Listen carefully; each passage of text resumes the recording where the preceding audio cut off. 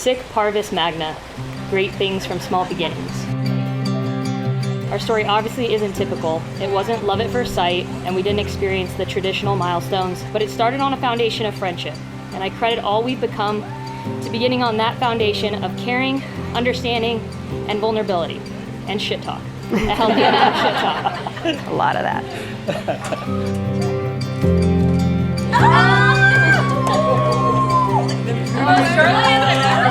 I tried so hard not to pack these vows with cliches, but the more I tried, the more I realized that you made me understand them all.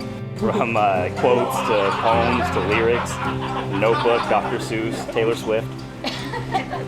But most of all, the cliche I came back to over and over again was 1 Peter 4:8, and says, above all, love each other deeply because love covers a multitude of sins. Our beginning was simple. Typically, you could find us watching episodes of House and Jay Baruchel movies with bottled root beer and Jack in the Box tacos. Before we knew it, that turned into days driving out to Griffith Park to walk around the observatory and buy a single breakfast to share because we weren't sure we could afford breakfast and dinner.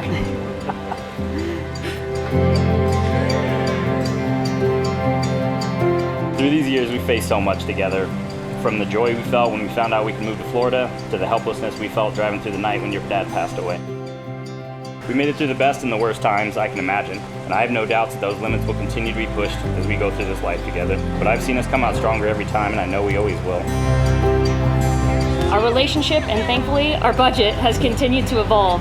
But I hope we never lose the enjoyment and appreciation for the seemingly little things and micro moments with one another as we continue to experience everything life will bring us, for better and for worse.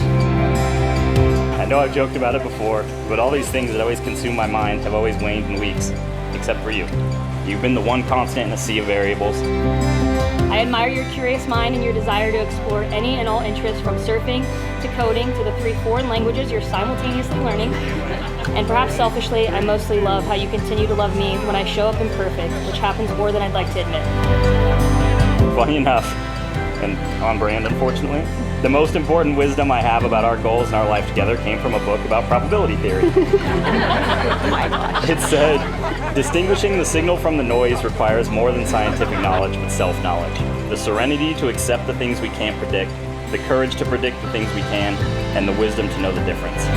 Love is knowing you complement all of my strengths and weaknesses in a way that only you know how to make me a better partner and a better person.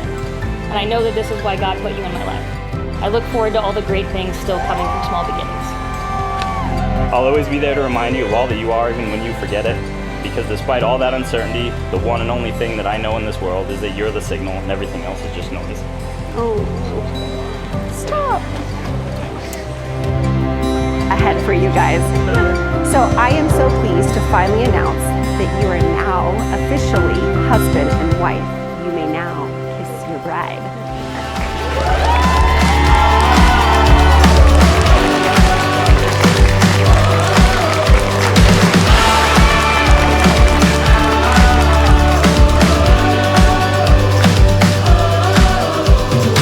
One thing I can say about Steph is that she's always known what she wants, and she does not let anything stand in her way. She literally forced us out of the womb 30 days early, so.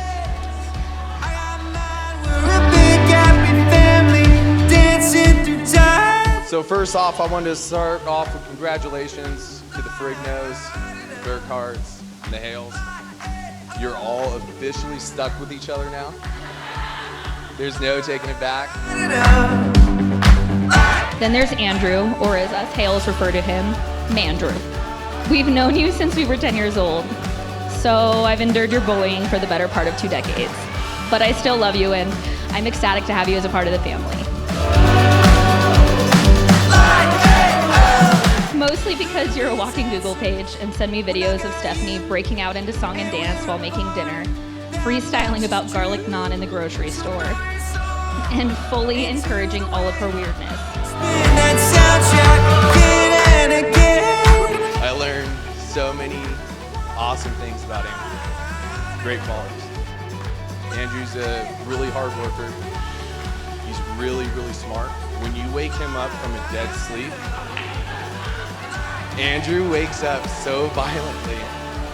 When you scare him awake, it's my favorite thing to do to this day. My dad used to say leave it better than you found it. Whether it be a car you're borrowing from a friend or a person you meet on the street, leave it better than you found it. These two have done that and continue to do exactly that.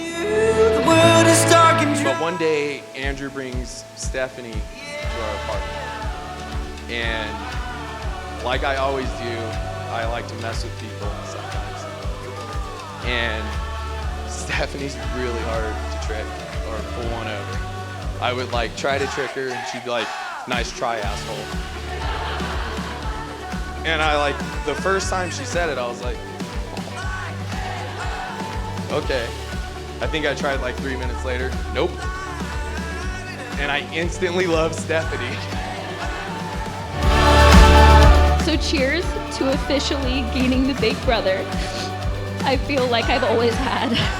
Continuing to leave people better than you found them and becoming Burkhart. Cheers to you both.